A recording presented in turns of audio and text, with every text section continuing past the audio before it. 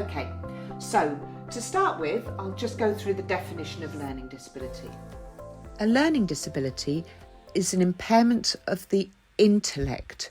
It's deemed to be an IQ, if IQ tested, of below 70, but rarely is IQ tested in current days. It's an impairment of social function and the ability to cope independently. So that's with everyday activities such as washing, dressing, cooking, managing finances, managing transportation. To some degree, the person will need some level of support with managing those throughout their life. It starts in childhood and it's lifelong. So that's the definition of learning disability. In the handbook, we have a bit of a picture guide which actually talks through, three different people: somebody with a mild learning disability, someone with a moderate learning disability, and somebody with a severe learning disability. So it's worth reading that and having a look to get a real feel for what that definition is.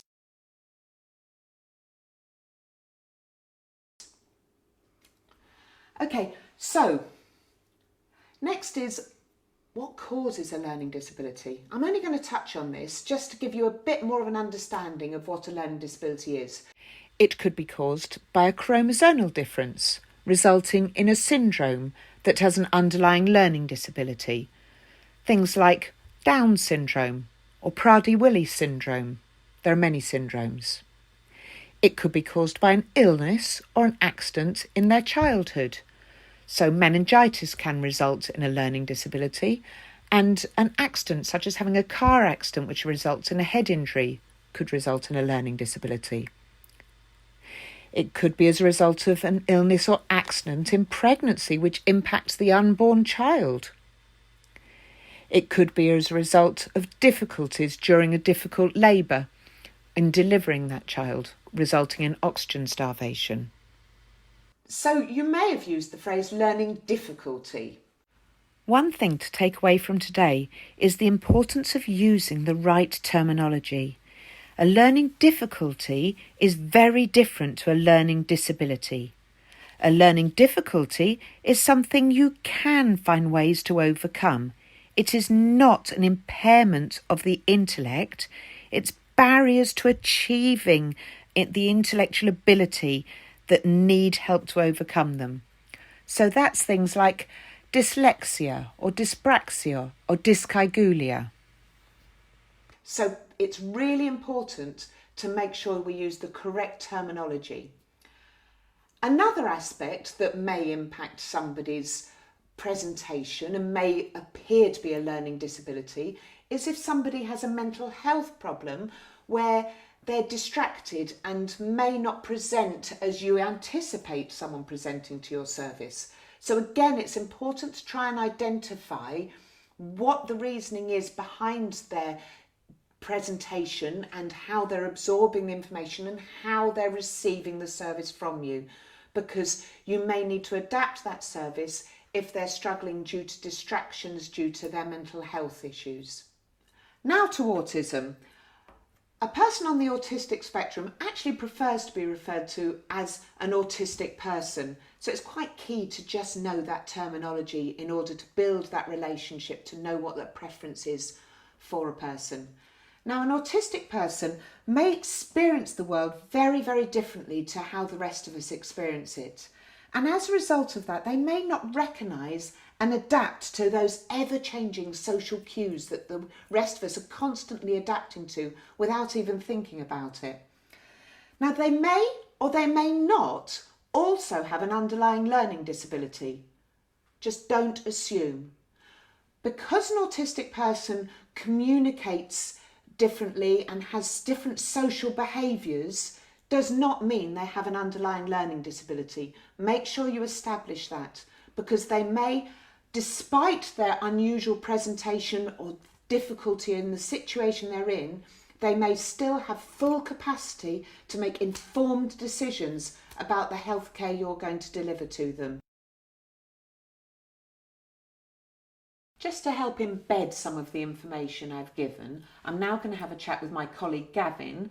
Gavin is our expert by experience, which basically means he's a man with a learning disability who helps me in delivering messages to healthcare providers.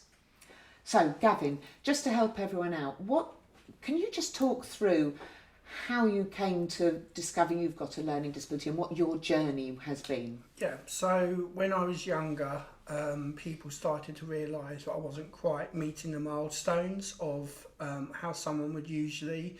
Is this when you were a toddler? This is when I was a toddler, right, yes. Okay, yeah. So I started off at a mainstream school, right. And then I went to a St Luke's school, which is a school for people with learning disabilities. Okay.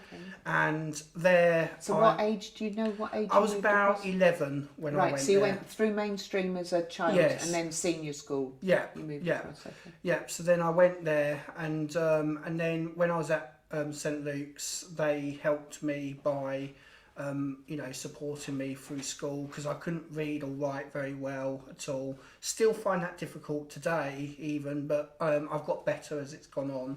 And basically my learning disability is global development delay, which is sort of like a bit of everything really. Right. So I am very, very able, but I also do have barriers with my learning disability which can sometimes be difficult for health professionals even to see through, because I look so able. So sometimes when I go to a GP appointment or a hospital appointment, they don't always realise I have a learning disability because I come across so fine in myself. So looking at the definition, so what, on your social function, what help do you need in activities of daily living now then? So now I do need someone who just helps me with letters, understanding, health appointments and things, maybe even sometimes accompany me to health appointments if need, going over letters, sometimes making sure that I understand about, bills and things. So I have someone who comes out once a week,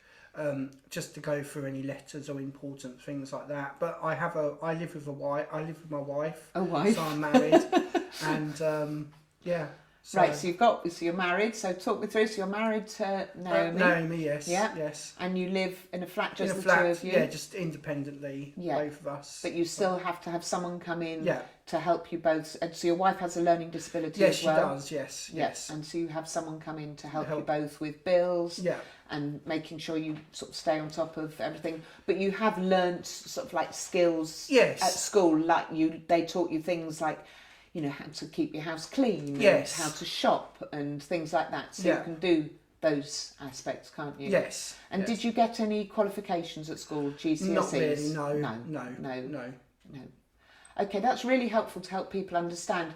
And as you said, you don't look like a person who typically has a learning disability. No. So it is something for health professionals to be mindful of, isn't it? That actually don't always, judge a book by its cover. Yeah. Because for you could miss out on reasonable adjustments, which we're going to talk about later, the reasonable adjustments you need.